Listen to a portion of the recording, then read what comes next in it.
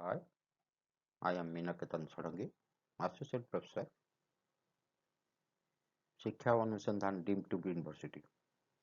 Today we will discuss about Neoclassical theory of interest. The Neoclassical theory of interest is also known as the Loanable fund theory of interest. The principal contributors to the development of this theory are not Wicksell, but Llewellyn, Lindahl, and Gunnar Myrdal, all Swedish economists, and D.H. Robertson and J. Weiner, the English-speaking economist. In the opinion of these writers, the classical theory was inadequate in as much as it completely ignored the influence of monetary factors on the rate of interest. Basically, it suggests that a combination of the real factors and monetary factors determining the interest rate. This theory incorporated monetary influences into the real framework of classical interest rate theory.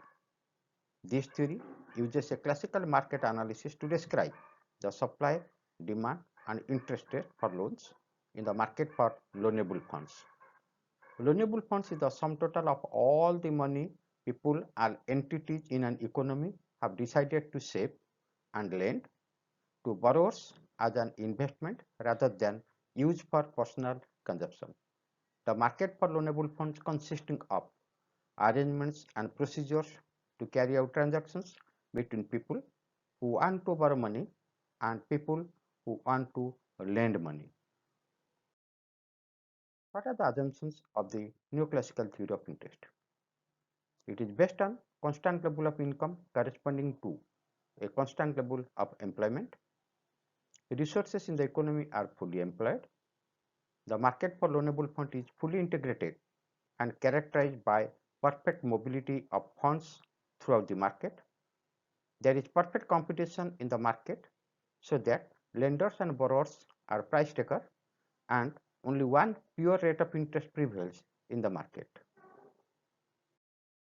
The theory uses partial equilibrium approach in which all factors other than rate of interest that might influence the demand or supply of loanable funds are assumed to be held constant. The supply of money is given as it is influenced by monetary authorities and is independent of rate of interest.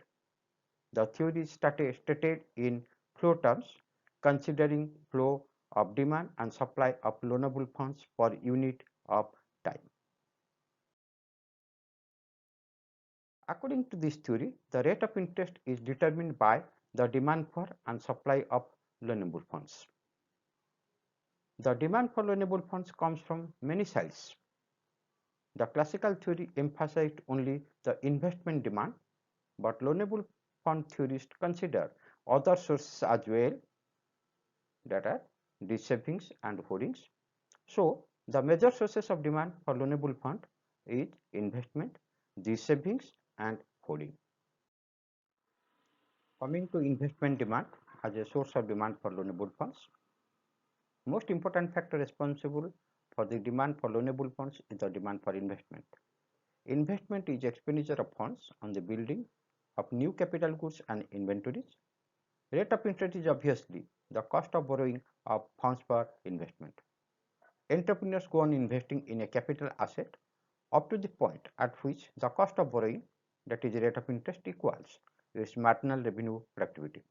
Since marginal revenue productivity of a capital asset falls as more units of it are produced, the businessmen are prepared to invest more only at lower rate of interest. Demand for loanable funds for investment purposes rises with a fall in the rate of interest and vice versa, or is interest elastic and slopes downward to the right, the curve I represented in this diagram. Coming to this savings. When expenditure is more than the current income, then it is called this saving. Loanable funds are demanded by such consumers who are spending more than their current incomes.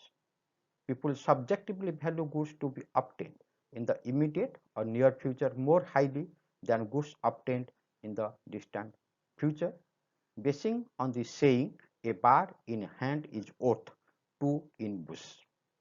Consumers are also ready to pay interest for earlier availability of durable goods like cars, or refrigerators, or TVs. From consumers' point of view, interest is the cost of easier and earlier availability of goods. Thus, the most amount of loanable funds demanded by consumers varies inversely with the rate of interest. The demand curve for loanable funds due to these savings is represented in the diagram as a DS, which slopes downward from left to right. Demand for loanable funds through hoarding. People would like to hoard money or wealth as they demand for loanable funds. Such holdings can be used for investment in shares and debentures. Lower the rate of interest, higher will be the demand for such loanable funds and vice versa. Amount of loanable funds demanded by consumers to invest in shares and debentures varies inversely with the rate of interest. Demand for loanable fund is therefore the horizontal summation of demand for investment, savings and holding. If we designate DL as demand for loanable funds, DL is equal to I representing investment plus DS representing savings plus H representing holding. Demand for loanable fund is inversely related to the rate of interest, and demand curve for loanable fund slopes downward from left to right. In the diagram, this is represented by the curve DL, which is the horizontal summation of all the three curves: demand for investment, demand for savings and demand for holding. Coming to supply for loanable funds. In classical theory, only saving was available for investment, while in loanable fund theory of interest of neoclassical economics, not only savings but also resorted wealth, bank credit and disinvestment are other sources of funds available for investment to the borrower. The supply of loanable funds in loanable fund theory of interest is given by SL is equal to S plus DH plus BC plus DI. Coming to savings. Savings done by households and firms out of their incomes are the biggest sources of loanable funds. The loanable fund theorists consider savings in two senses. Swedish economists consider savings in the ex ante sense, which means savings planned out of anticipated incomes.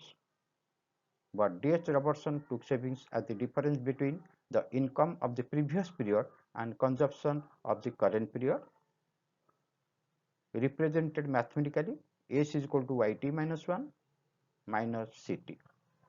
In both these versions, savings were assumed to be interest elastic.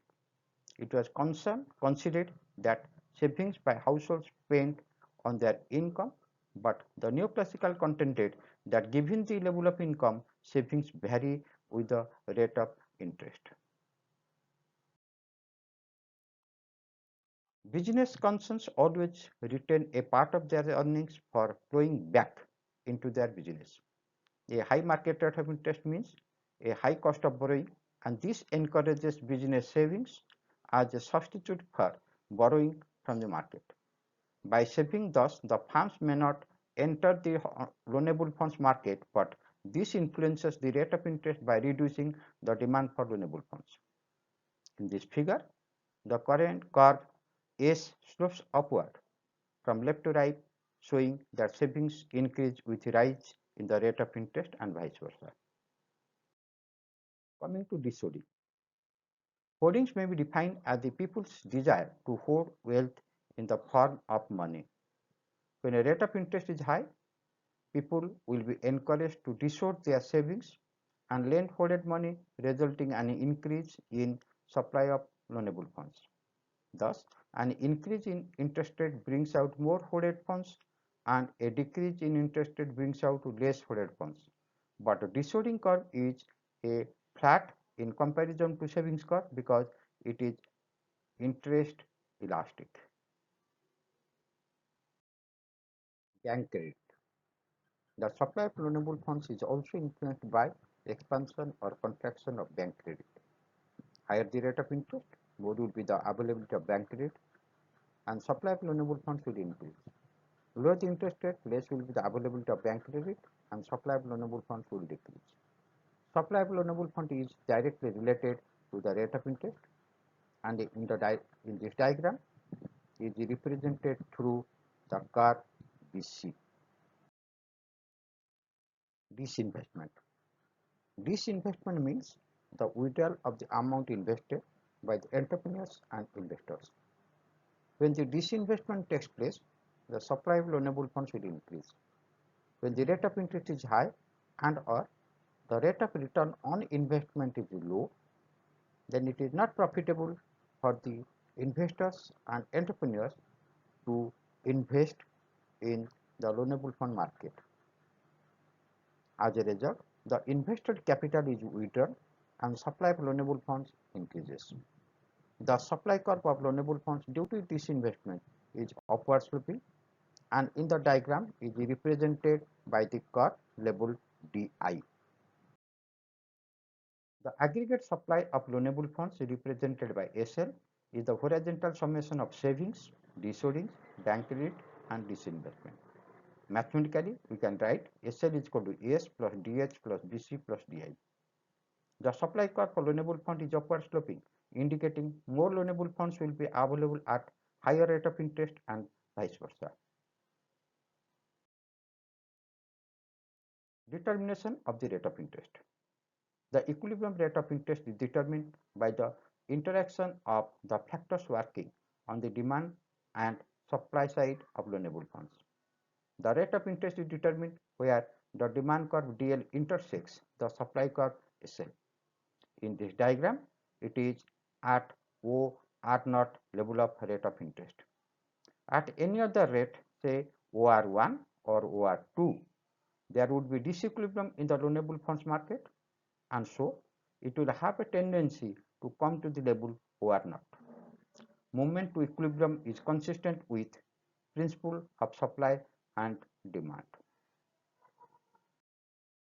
If the interest rate in the market OR2 is greater than the equilibrium rate of interest OR0, the quantity of funds demanded would be smaller than the quantity of funds supplied, and lenders should compete for borrowers, driving the interest rate down to equilibrium level, that is OR0 in this diagram. On the other hand, if the interest rate in the market is less than the equilibrium rate, or if the market rate of interest is OR1, the quantity of funds demanded would be greater than the quantity of funds supplied, and shortage of loanable funds will encourage the lenders to raise interest rate, they charge to the equilibrium level, that is OR0. So, in the market of loanable funds, always equilibrium rate of interest prevails. An alternative rendering of the loanable funds theory. The loanable fund theory discussed in the way given above is the simplest exposition, but slight concentration of attention shows us clearly that saving and receiving, holding and disholding, investment and disinvestment are forces opposing each other. As these forces operate in the loanable funds market, it is their net effect which goes to determine the market rate of interest. A sub-rendering of the theory can be presented in net magnitude like net saving, net holding, and net investment. The equilibrium rate of interest is that at which demand for loanable fund is equal to their supply. Taking the individual components of the demand and supply side, we can write in symbols that the equilibrium prevails when S plus DH plus BC plus DI representing supply side is equal to investment plus DS plus H representing the demand side of the loanable fund market. In order to get net magnitude, we transfer DS to left hand side, DH and DI to right hand side. The conditions then reduce to S minus DS plus BC is equal to I minus DI, H minus DH, or net saving plus bank credit is equal to net investment plus net holding, where S minus DS is net savings, I minus DI net investment, H minus DH net holding. Or we can write delta S plus BC is equal to delta E plus delta H. Therefore, essence of equilibrium condition for loanable fund theory, net saving and the creation of bank credit must equal net investment and the changes in idle cash balance in a period of time for the equilibrium rate of interest to be determined. What are the impact of government policies in loanable fund market? The impact of government policies in loanable fund market can be observed from the supply side of the loanable fund and also from the demand side of the loanable fund. Coming to the supply side, when there are saving incentives,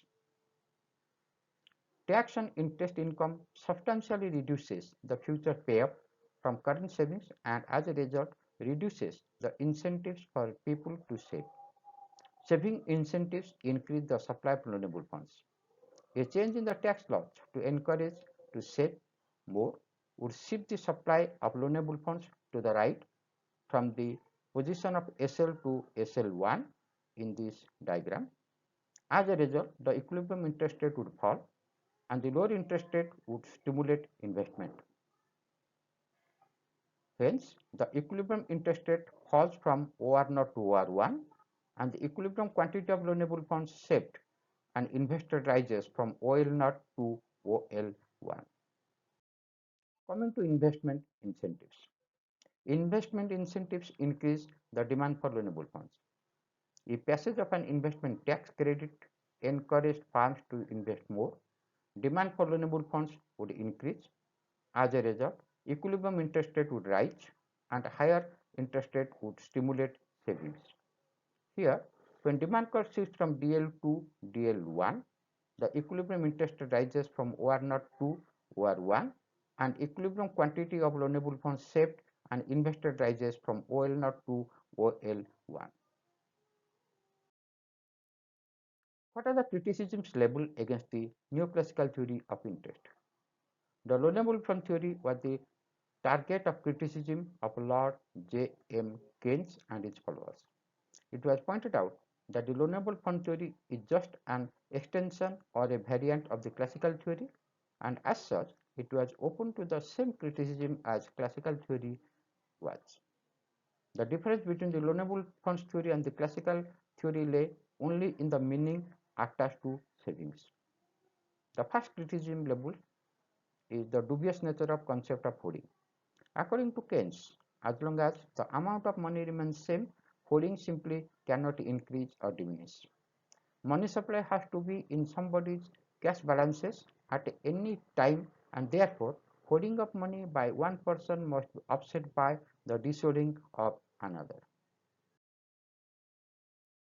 Second criticism is the indeterminate nature of the theory.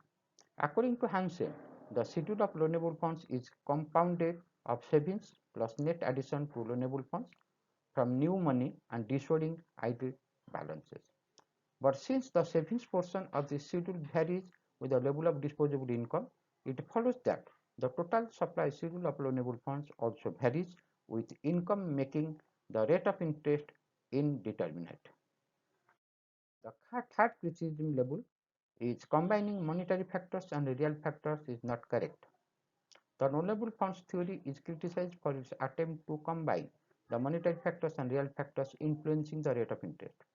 The two sets of factors are entirely different in their origin and impact and therefore must be separately accounted for by taking the changes in income as the reconciling factor. The fourth criticism labeled is the rate of interest is not an equilibrating mechanism. Keynes asserts that the equality between savings and investment is brought about by changes in the level of income and not by the rate of interest. The error lies in believing that investment can change without causing a change in income.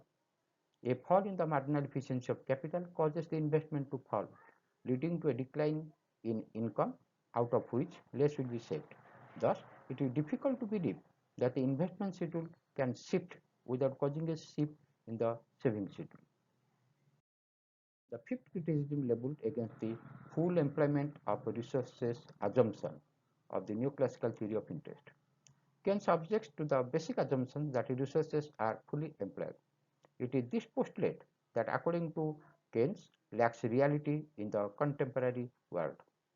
According to Keynes, as long as there are unemployed resources in the economy, there is no sense in paying the people to abstain from consumption, so that more resources could be employed for the production of capital goods. The last criticism, the government influence on the demand for loanable funds. Government has an important influence on the demand for and supply of loanable funds. And it is not essential that government may always take the decision in view of the interest rate. Rather, government generally takes the decision keeping in view the interest of the public and not the interest rate. Is loanable funds theory superior over classical theory? In spite of the weaknesses, the loanable funds theory is better and more realistic than the classical theory on following grounds. First, the loanable funds theory is more realistic than the classical theory. The loanable funds theory is stated in real as well as in money terms, whereas the classical theory is stated only in real terms. Rate of interest is a monetary phenomenon, and therefore a theory stated in money terms seems more realistic. The second point, the loanable funds theory recognizes the active role of money in a modern economy. To the classical school, money is merely vague, a passive factor influencing the rate of interest. But the loanable funds theory is superior because it regards money as an active factor in the determination of the interest rate. The third point, role of bank credit as a constituent of money supply. Classical school of thought neglects the role of bank credit as a constituent of money supply, influencing the rate of interest, which is an important factor in the loanable fund theory. The fourth point is the role of hoarding. The classicists are also of the opinion, and they also do not consider the role of hoarding. By including the desire to hoard money in the demand for loanable funds, the loanable funds theory becomes more realistic and brings us nearer to Keynes' liquidity preference theory.